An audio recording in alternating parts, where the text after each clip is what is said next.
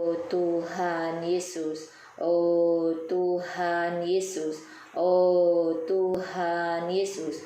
Roma pasal 2 ayat 1 sampai 29. Karena itu hai manusia, siapapun juga engkau yang menghakimi orang lain, engkau sendiri tidak bebas dari salah. Sebab dalam menghakimi orang lain, engkau menghakimi dirimu sendiri. Karena engkau yang menghakimi orang lain melakukan hal-hal yang sama. Tetapi kita tahu hukuman Allah berlangsung secara jujur atas mereka yang berbuat demikian. Dan engkau hai manusia, engkau yang menghakimi mereka yang berbuat demikian, sedangkan engkau sendiri melakukannya juga. Adakah engkau sangka akan luput dari hukuman Allah? Maukah engkau menganggap sepi kekayaan kemurahannya, kesabarannya, dan kelapangan hatinya? Tidakkah engkau tahu maksud dari kemurahan Allah ialah menuntun engkau kepada pertobatan?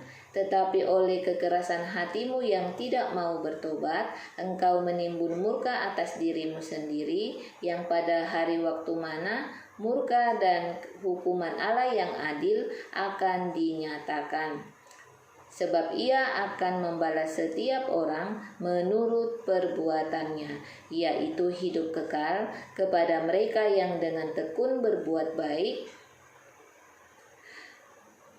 yang mencari kemuliaan, kehormatan, dan ketidakbinasaan. Tetapi murka dan geram kepada mereka yang mencari kepentingan sendiri dan yang tidak mentaati kebenaran, melainkan taat kepada kelaliman. Penderitaan dan kesesakan akan menimpa setiap orang yang hidup, yang berbuat jahat, pertama-tama orang Yahudi dan juga orang Yunani. Tetapi kemuliaan, kehormatan, dan damai sejahtera akan diperoleh semua orang yang berbuat baik, pertama-tama orang Yahudi dan juga orang Yunani, sebab Allah tidak memandang bulu. Sebab semua orang yang berdosa tanpa hukum Taurat akan binasa tanpa hukum Taurat. Dan semua orang yang berdosa di bawah hukum Taurat akan dihakimi oleh hukum Taurat. Karena bukanlah mereka yang mendengar hukum Taurat yang benar di hadapan Allah, tetapi mereka yang melakukan hukum Tauratlah yang akan dibenarkan.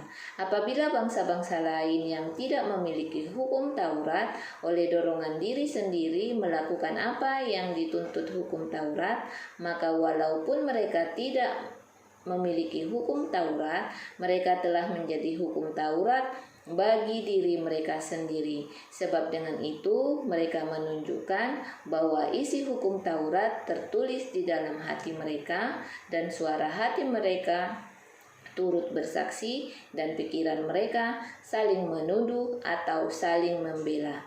Hal itu akan nampak pada hari bila mana Allah sesuai Injil yang kuberitakan akan menghakimi segala sesuatu yang tersembunyi di dalam hati manusia oleh Kristus Yesus.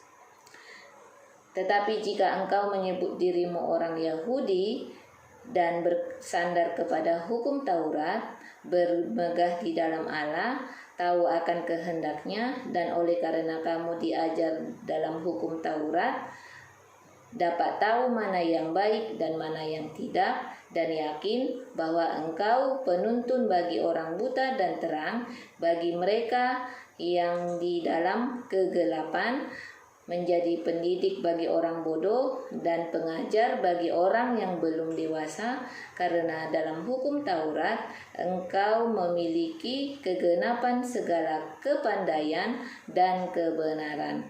Jadi bagaimanakah engkau yang mengajar orang lain? Tidakkah engkau mengajari dirimu sendiri?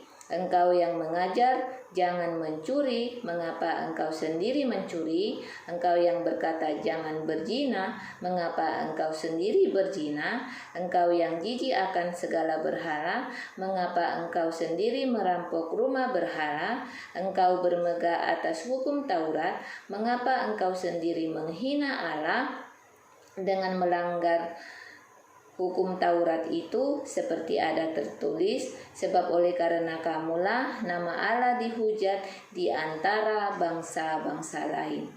Sunat memang ada gunanya jika engkau mentaati hukum Taurat, tetapi jika engkau melanggar hukum Taurat, maka sunatmu tidak ada gunanya. Jadi, jika orang yang tidak bersunat, yang memperhatikan tuntutan-tuntutan hukum Taurat, adakah ia dianggap sama dengan orang yang disunat? Jika demikian, orang yang tidak bersunat tetapi melakukan hukum Taurat akan menghakimi orang yang mempunyai hukum tertulis dan sunat tetapi melanggar hukum Taurat. Sebab orang yang disebut Yahudi bukanlah orang yang lahiriah Yahudi, dan yang disebut sunat bukanlah sunat yang dilangsungkan secara lahiriah. Tetapi orang Yahudi sejati ialah dia yang tidak menampakkan keyahudiannya, dan sunat ialah sunat dilakukan di dalam hati secara rohani, bukan secara hurufiah. Maka pujian baginya datang bukan dari manusia, melainkan dari Allah. Amin. Haleluya.